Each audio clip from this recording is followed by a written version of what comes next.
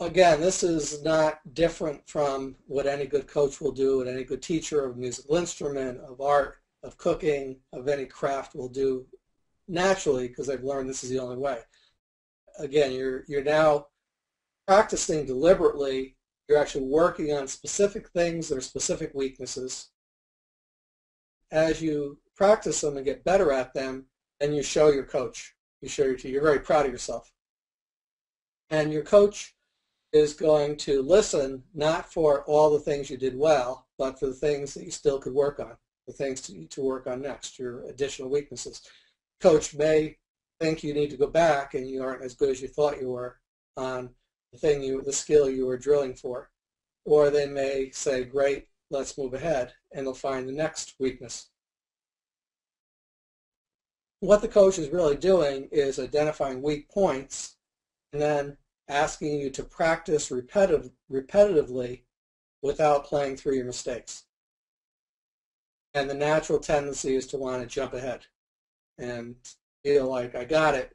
All right, I did it wrong a couple of times, but I did it right 10 times. That's good enough, and move on. The coach is going to be pulling you back. Eventually, you're going to develop routines that come so naturally you don't even think about them. After you've been playing violin for years, you don't start your practice session by saying, now where do I put my fingers again on the bow? You just grab the bow.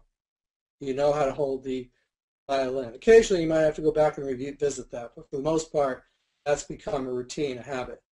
You know where the notes are, so you're not thinking, where is the C note?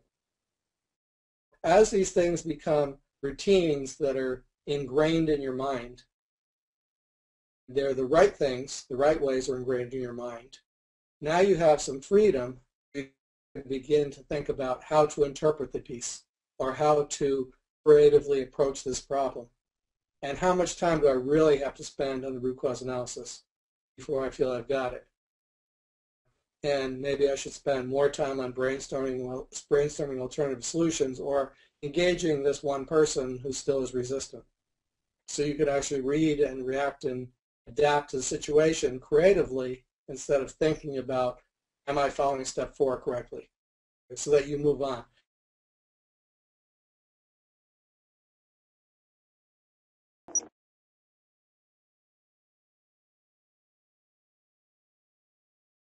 $10,000 hours of practice has become common to become an expert at a complex skill. That's sort of a general average that was shown in some experiments for some specific skills. Certainly not a law, like a law of physics, but 10,000 hours is an awful lot of time.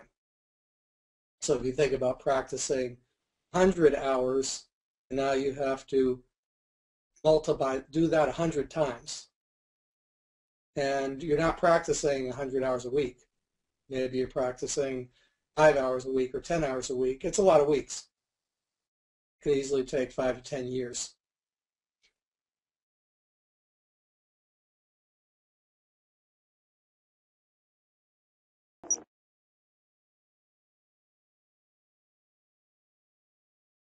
Words that we use in the Lean Leadership book come from Japanese ways of teaching the martial arts, which is the shu, ha, ri cycle. They call it a cycle because you double back to the beginning as you move on to another set of skills.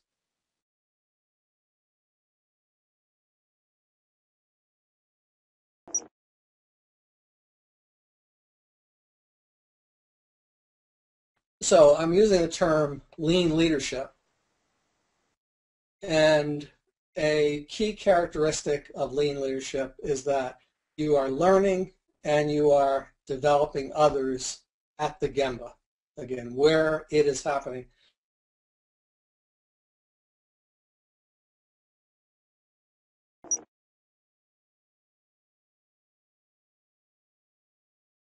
I'd like to make sure that concept is broad enough, because some people think the gemba is only where core work is happening. A factory, in fact, one of the factories that was quite advanced in lean and doing a great job, had a cafeteria that you had to walk through in order to get to the factory.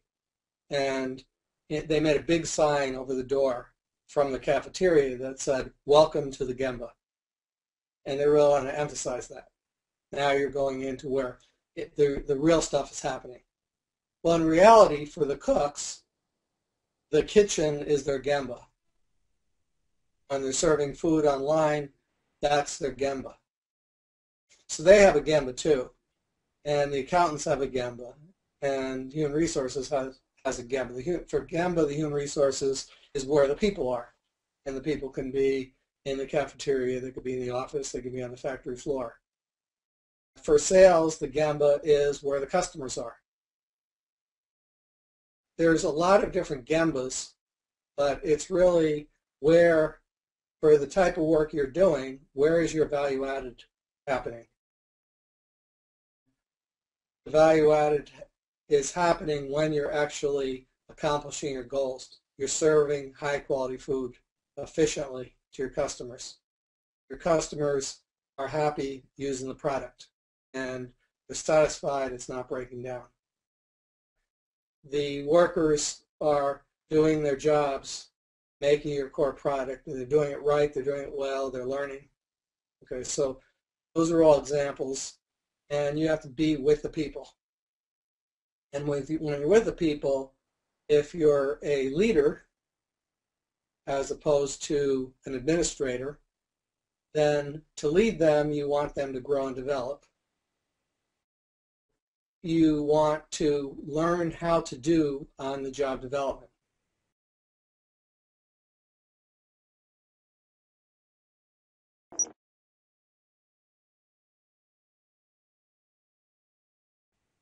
We've said that on-the-job development generally is more effective with the Socratic method than with the method of teaching by telling. In the Socratic method, you're asking questions. Now, we also said you have to do some explanation. You have to at least show me how to use the bow before you hand the bow and the violin to me. But then most of the work of learning, I'm going to have the violin and bow, and I'm going to be trying things, and you're going to be giving me feedback. And you'll be asking me questions, so causing me to rethink, what is it you told me? What is it I'm supposed to be learning? Mostly you're going to be asking questions, listening thoughtfully to the answer, deciding based on the answer, what do I do? Do I let the student practice? Do I make some sort of correction because the student's thinking so far off? Do I ask more questions to direct the student back toward the right way? And that requires a lot of experience and judgment.